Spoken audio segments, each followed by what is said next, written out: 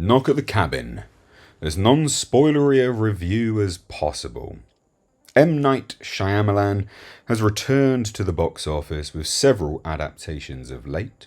Previous to that, a lot of what he put out was original content, with his customary M. Night twist, which would usually make people groan, unfortunately. However, Knock at the Cabin is based on the 2018 novel The Cabin at the End of the World by Paul G. Tremblay, the first adaptation of one of his works. The film stars Dave Bautista, Jonathan Groff, Ben Aldridge, Nikki Amuka Bird, Kristen Cui, Abby Quinn, and Rupert Grint.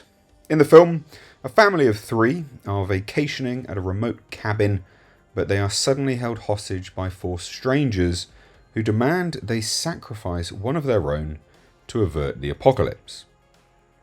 As far as films go, this is entertaining, if you can call it that, because it's a winding path through a moral quandary. Will you sacrifice your love for a world that, through your own eyes at least, does not love you?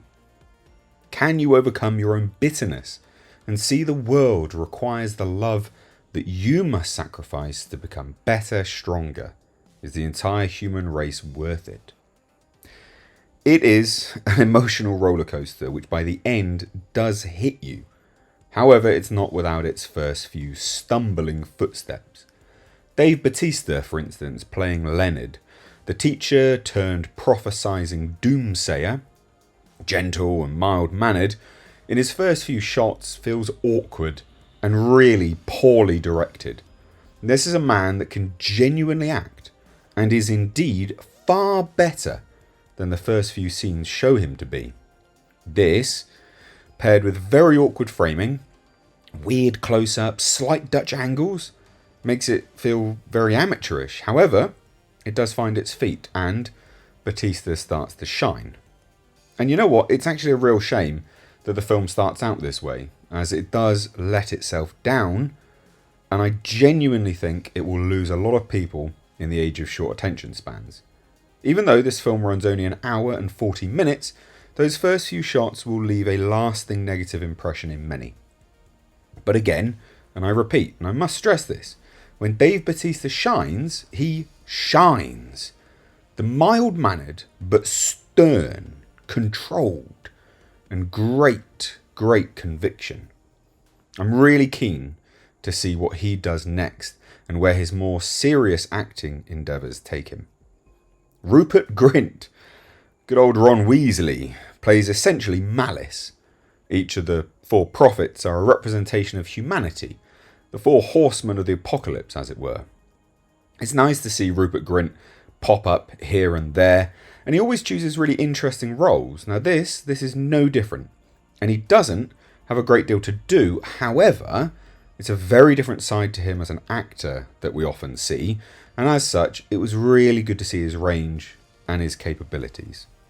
Abby Quinn and Nikki Amuka Bird both do a great job, great range, and having never come across these actors before, they really did a stellar job, and I'd expect to see them pop up in more things now.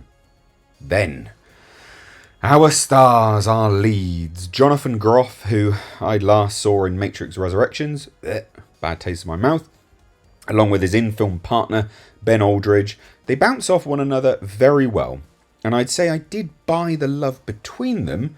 Some of it did, however, feel really forced and ham-fisted. So they have this adopted daughter, Wen, played by Kristen Cui, and some of the dialogue was slightly jarring about how the Disney Channel doesn't have anyone with two dads, and her school counsellor said how great it was that she had two dads, but this little girl, she could tell that her school counsellor didn't really mean it. It's those moments that felt slightly jarring.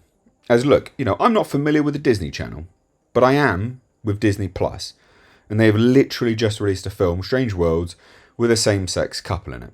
Now, I understand why they layered this into the film, because they use this as the reasoning for the hatred of society, which then makes the moral quandary that much harder.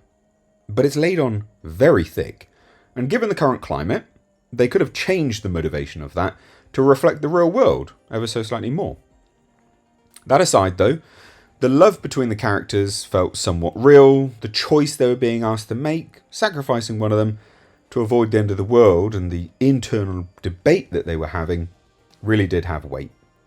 Now, the real actors shining here in these interactions were the four prophets of the apocalypse. They really felt conflicted and conviction all at once. The pain and struggle of having to come to terms with asking a kind family to kill one of themselves was very palpable. Now, the visual effects were good. This film had a modest budget of only $20 million. Tiny, really, by modern standards. And the CGI tidal wave and the planes crashing down into the cities, it wasn't jarring at all. And at times, very impressive, especially the tidal wave. You would have seen it in the trailer. Looks very impressive on the big screen, actually. And it's the big screen where it starts to fall apart with these visual effects. But that, as I said, was actually impressive.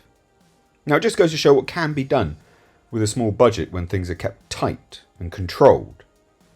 Overall, this is a film that sadly may lose people with the heavy-handed, homophobic implications that the two main characters project onto the world. Now, sure, it happens, but some of it is dealt with in a very heavy-handed fashion, and at times it genuinely does not reflect the real world. Disney Plus, for instance. Now, the opening scenes genuinely felt like they were shot by someone else, as the framing choices were very odd, but overall, this picks up into a powerful, emotional film about choices and repercussions of actions, the moral dilemma of love and loss, and what we will do for our love, even if it costs us our love.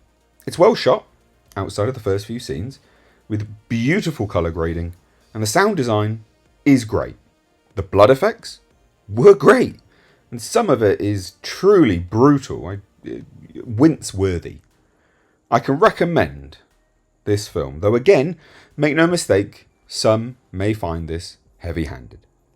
If you've seen this film, please do let me know what you thought, and I'd love to have you guys here more often. If you enjoyed this review, please do hit subscribe and give the video a like, and again, please do share it. Thanks so much. Take care.